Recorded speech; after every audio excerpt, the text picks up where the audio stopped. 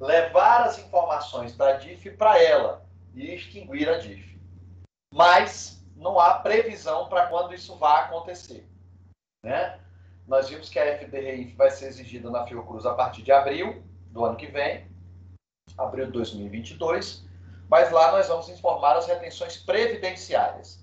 Então, a retenção do imposto de renda, contribuição social, PIS e COFINS, vão continuar sendo processados na DIF, que é a declaração de imposto de renda retido na fonte. Então, nós vamos ter um momento, eu coloquei até a instrução normativa da DIF aí na apostila, para que a gente possa estudar no final, quando a gente concluir a retenção pela EN 1234, aí nós vamos estudar a instrução normativa que trata especificamente da DIF. Todo ano, a Receita Federal solta uma instrução normativa atualizando vamos dizer assim, o layout da DIF, né? Além da DIF, nós temos que também gerar o comprovante anual de retenções.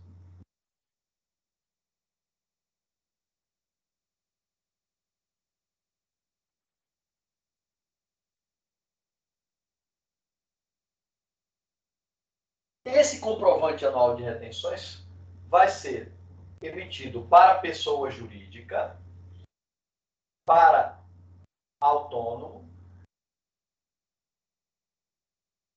e para servidores.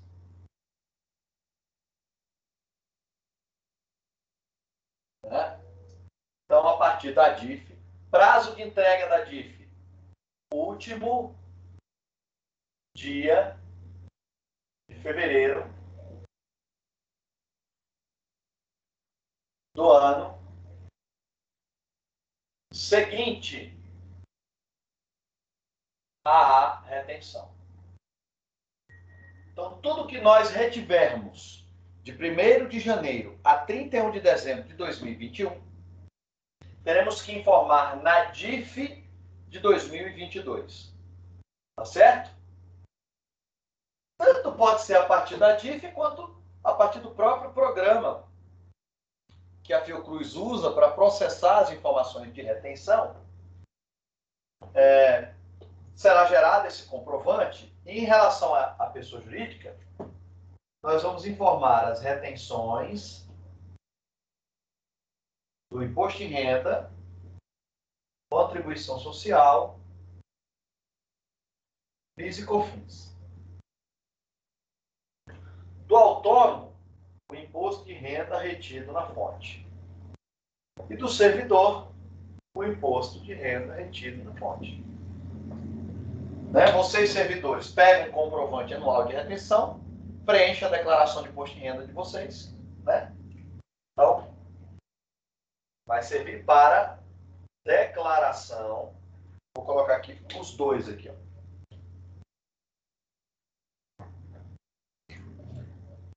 Declaração de imposto de renda pessoa física. Então, o comprovante anual de retenção vai servir para preenchimento da declaração de imposto de renda das pessoas físicas servidores e das pessoas físicas autônomos. Né? E aqui para a pessoa jurídica vai servir para que ela informe a retenção na ECF e na EFD. Na ECF, ela vai informar a contribuição social e o imposto de renda, e na EFD, ela vai informar o PIS e a COFINS. Então, veja que são informações que vão estar linkadas, né? Então, eu estou durante o ano descontando o imposto de renda dos autônomos, como nós vimos no módulo passado. Quando calculamos o INSS de autônomos, eu vou na sexta-feira Falar da retenção do imposto de renda também, ou na quinta, vamos ver conforme for a distribuição dos nossos temas. Vou falar da retenção do imposto de renda de pessoa física sobre aluguéis, né? Que se utiliza a tabela do imposto de renda. Então, aqui tanto vai informação relativa ao imposto de renda dos pagamentos de aluguéis a pessoas físicas, como do pagamento à prestação de serviço dos autônomos, né?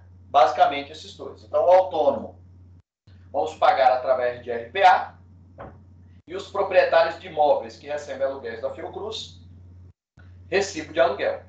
Então, ele vai pegar esse comprovante anual de retenção do imposto de renda que fizemos deles, e vão usar para preencher a declaração de imposto de renda deles. Aí, quando eles mandarem a declaração, a Receita vai ver se o que está na declaração bate com o que está no comprovante, que, consequentemente, está na DIF. Né? Vocês, servidores, recebem o comprovante anual de rendimento de vocês, preenche a declaração, que aí tem que estar de acordo com o comprovante, que, consequentemente, tem que estar com a DIF. E a Receita faz o cruzamento dessa informação, da declaração com a DIF. A pessoa jurídica, a gente manda para ela o comprovante anual de retenções, onde vai constar imposto de renda, contribuição social física ou fins retido. Ela informa na SF, conforme o comprovante anual de retenções, o que foi retido de contribuição social e imposto de renda, e na EFD, o que foi retido a título de PIS e de COFINS. Né? Então, assim, em tese, a declaração de imposto de renda, né, ela vai ser confrontada com a DIF. Hoje, na prática, já é assim. Agora, aqui, ó, não necessariamente vai haver esse cruzamento. Pelo menos até então, não há. Né? Mas vou colocar aqui. Então, o que está na DIF, naturalmente, tem que bater com o que está na EFD e com o que está na SF, das pessoas jurídicas. Tá joia? Então, aqui a gente fecha esse ciclo de declaração. E o que o artigo 8º falou é que, se porventura houver um atraso no envio da DIRF, né, serão atribuídas as penalidades que são aplicadas na legislação de imposto de renda. E ali, neste caso, a própria instrução normativa da DIRF é quem vai dizer qual a penalidade caso ela seja entregue em atraso ou caso hajam informações omitidas ou incorretas. Né? Então, todos os anos são publicadas instruções normativas da Receita Federal do Brasil para regulamentar a entrega da DIF. Ok? Maravilha! Vamos tirar uma fotinha, então. Vamos aqui dar a sequência à instrução normativa na página 55, artigo 10. Página 55, artigo 10. Maravilha. Vamos lá. Compartilhar a apostila com vocês.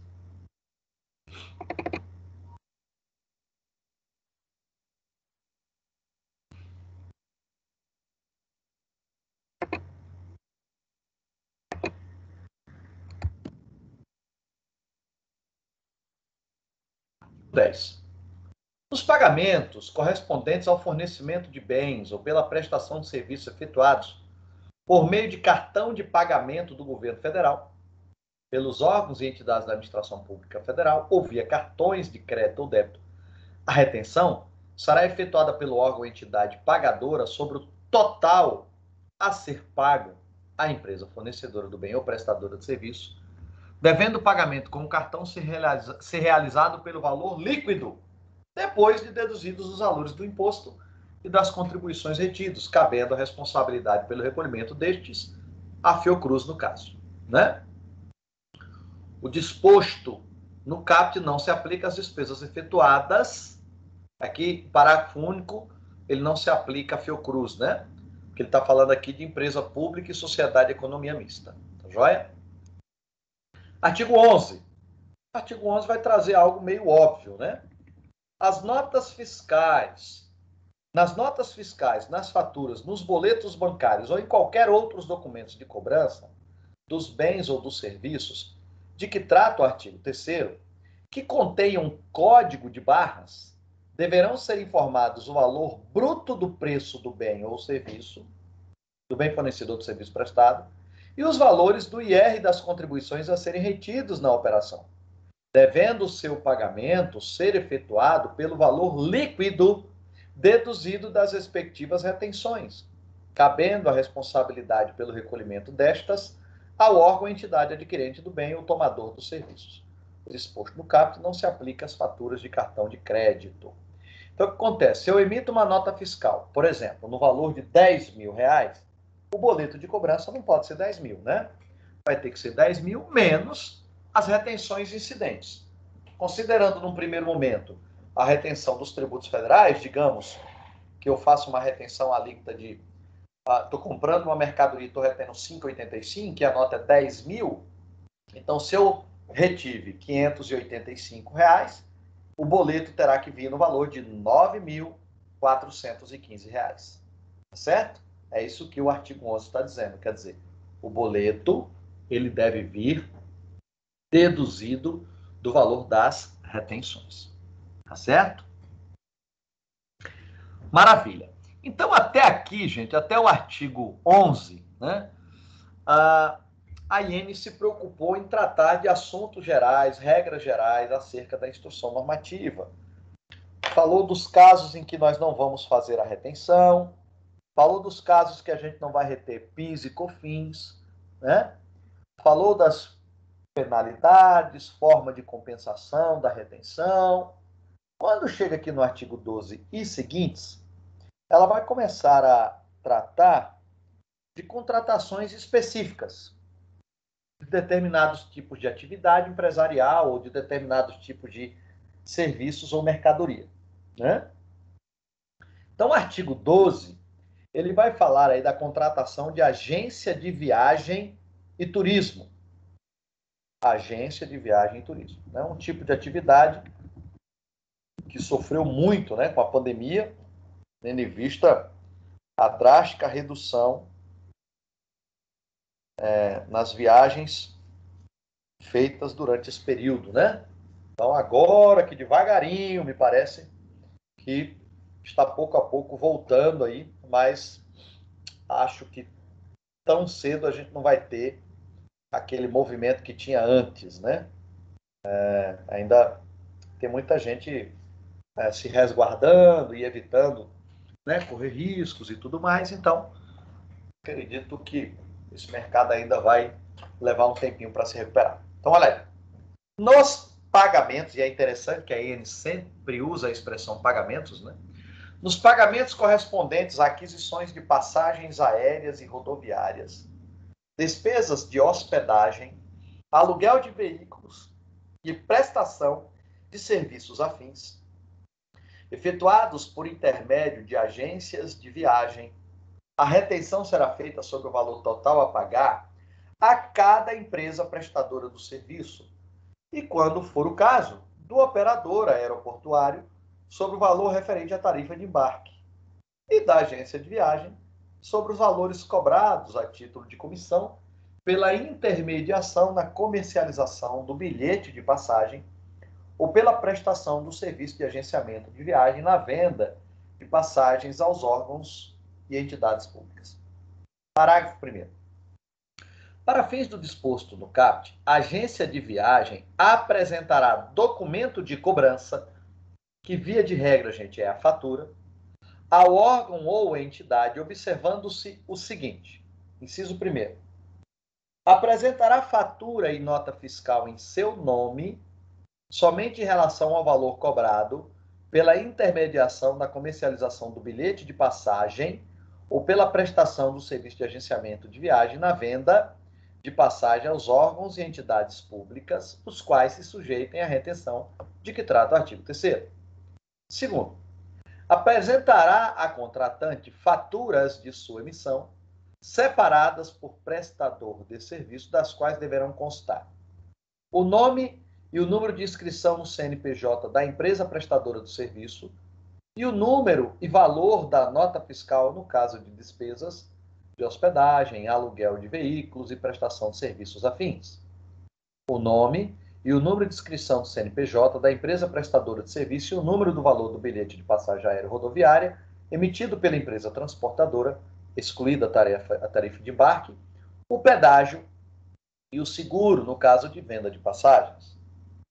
O número de inscrição no CNPJ do operador aeroportuário e, em destaque, o valor da tarifa de embarque. E letra D, o nome do usuário do serviço, que deverá ser identificado nas situações previstas nas alíneas A e B.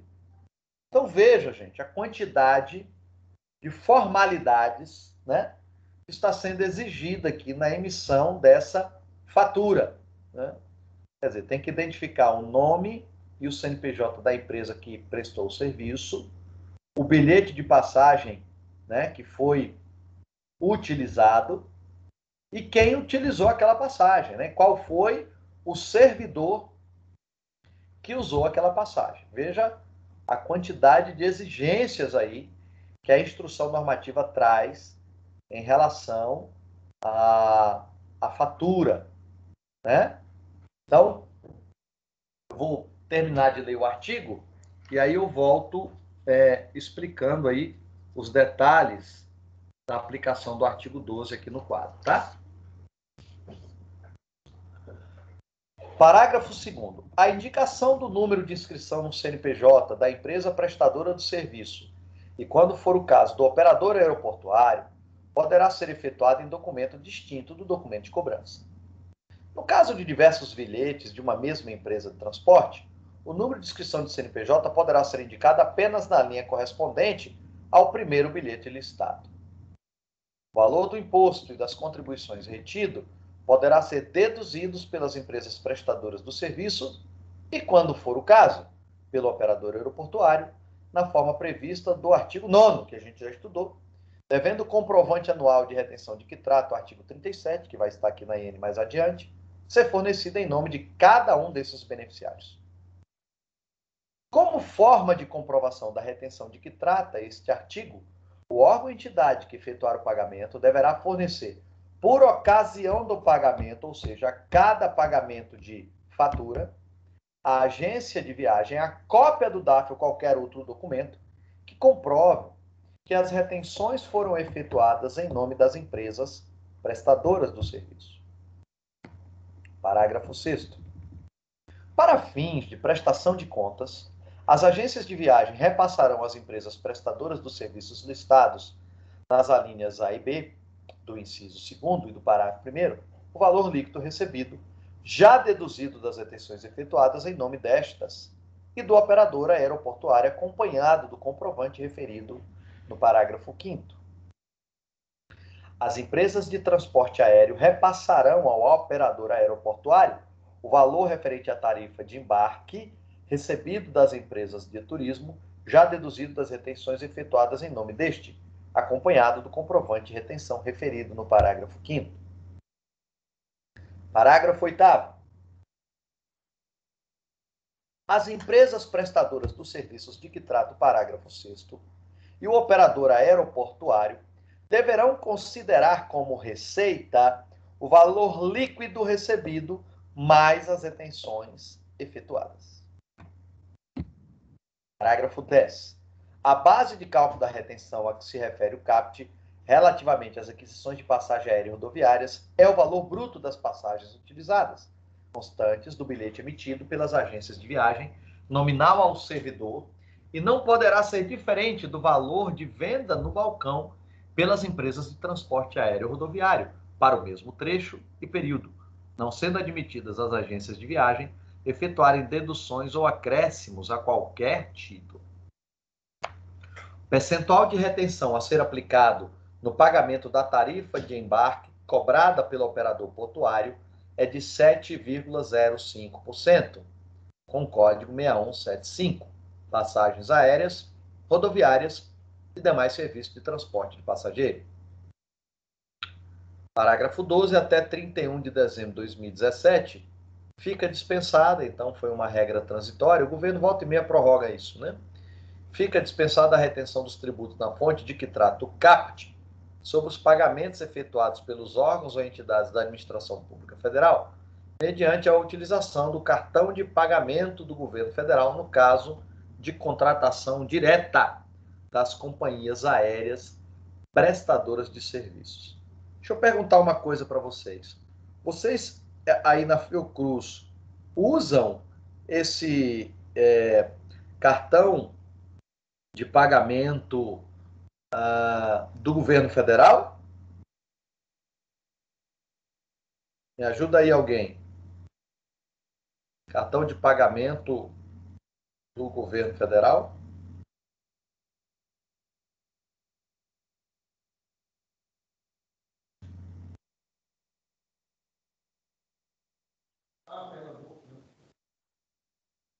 Ô, Marcos, se for o cartão corporativo, nós utilizamos para suprimento de fundos. Ah, ótimo. Maravilha. Maravilha. Então, usa para suprimento de fundos, né? Exatamente. Maravilha. Obrigado, obrigado, meu querido. Ah. Como o suprimento de fundos, né, está dispensado da retenção, então a gente não vai fazer a retenção do cartão corporativo aí da Fiocruz, né? Então, cartão corporativo da Fiocruz dispensado da retenção quando os pagamentos forem efetuados com ele, né? E essa regrinha aí até 31 de dezembro de 2017, ela foi prorrogada, né? Temos uma medida provisória aqui, que foi, deixa eu ver qual foi a lei que foi convertida, só para a gente deixar bem atualizado esse assunto. Medida provisória, deixa eu verificar aqui, 877, medida provisória, MP 877 de 2019, MP 877. Vamos ver aqui. Ela foi. Texto para impressão. Nananã. Fica dispensada. Tá.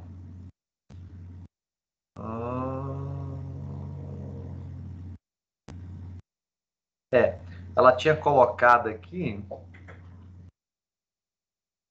Parágrafo 9º da Lei 9.430, artigo 64. Deixa eu só verificar aqui para dar essa informação corretinha para vocês, tá? 9.430, deixei lá no artigo 64, parágrafo 9º. Só para a gente confirmar essa informação aqui. Importante, deixa eu ver. 64.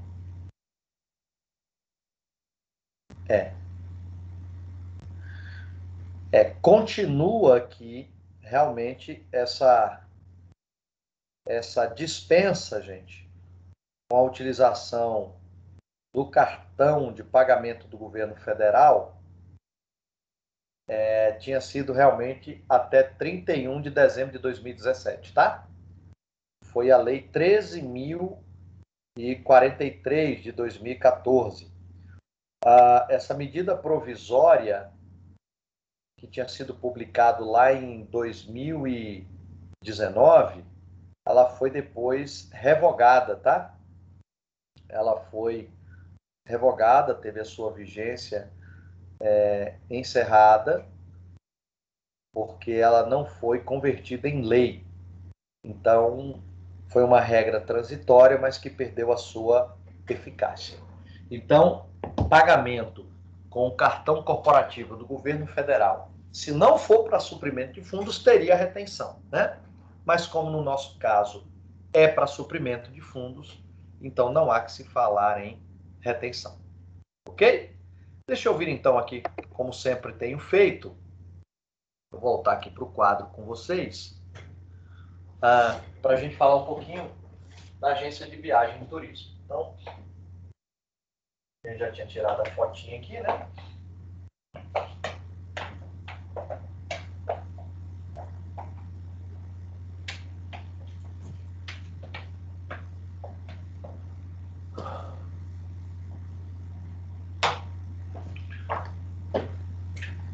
Agência de viagem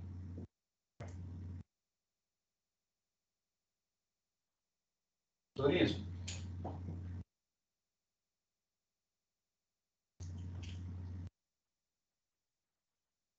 Agência de viagem e turismo. Quando nós estudamos a documentação fiscal, vocês se lembram que prioritariamente a gente trabalha com a nota fiscal, né? Então, quando falamos dos documentos fiscais,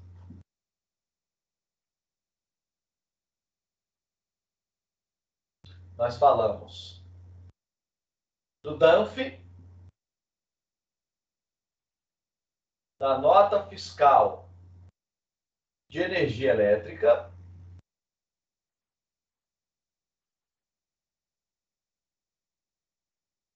da nota fiscal de comunicação, telecomunicação,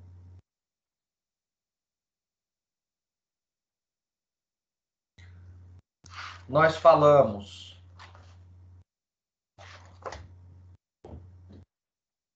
do conhecimento de transporte,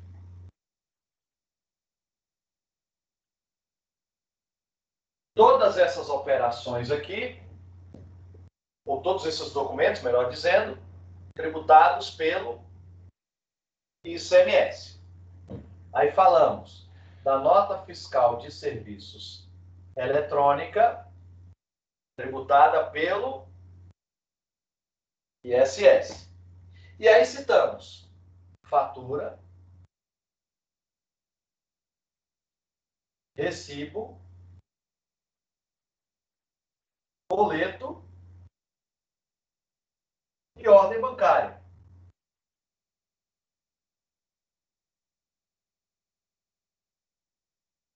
E ordem bancária, né? Esses aqui, tributação federal.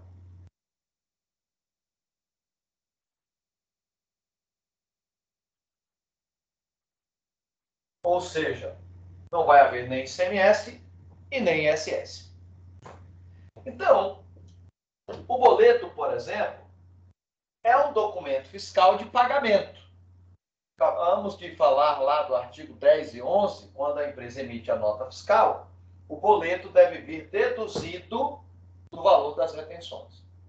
Mas, por exemplo, as companhias de seguro, né? Companhias de seguro,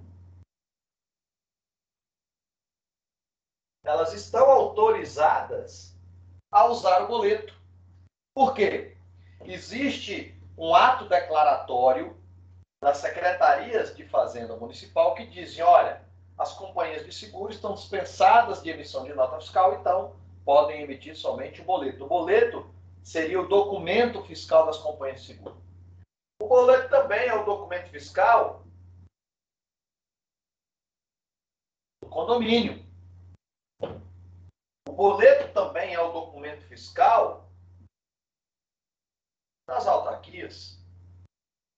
Via de regra, né? A gente paga anuidade das autarquias, multa de Detran, tarifa de Detran, taxa de Detran e por aí vai. Né? Beleza. Agora, a fatura, ela costuma ser usada pela agência de viagem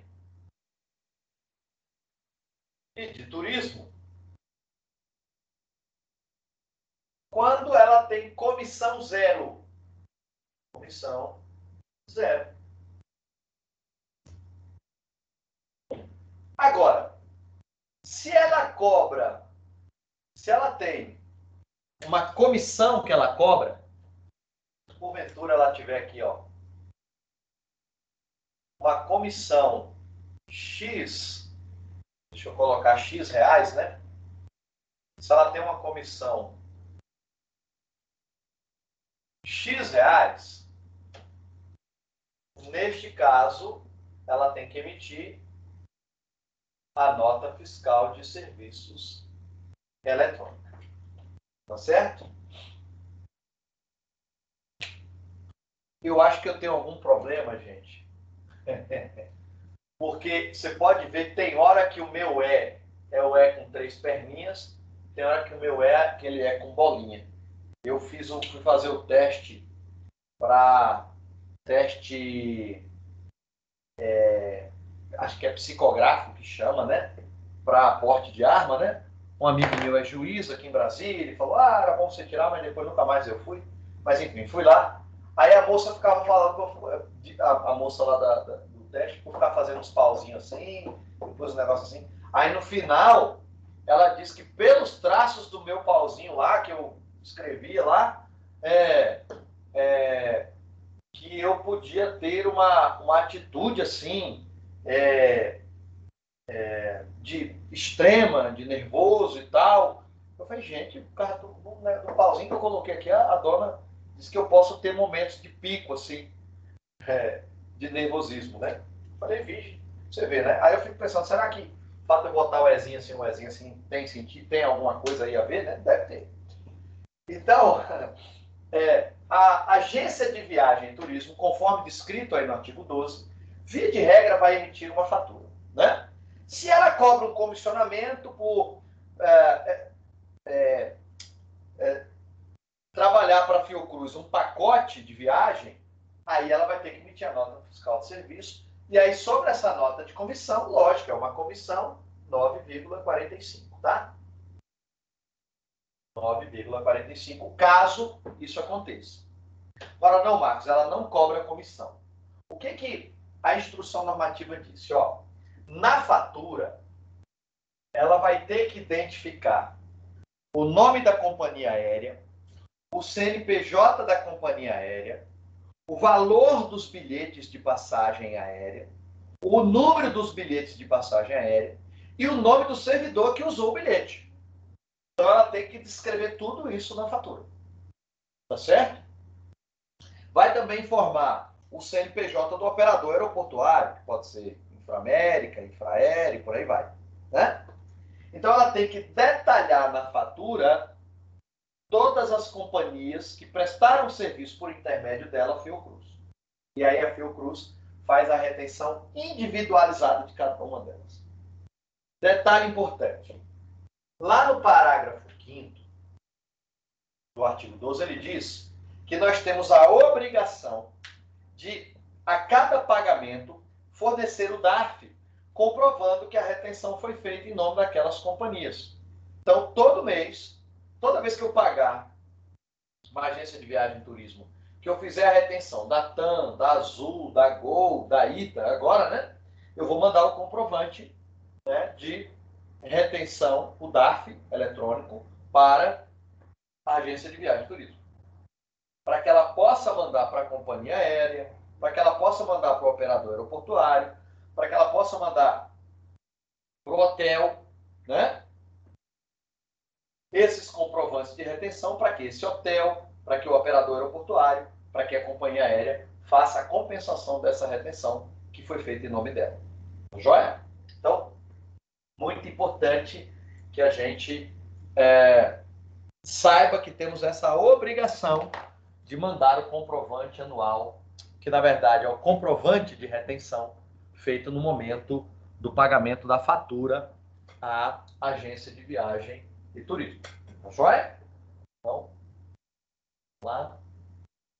Maravilha. Show de bola. Vamos então agora ao artigo.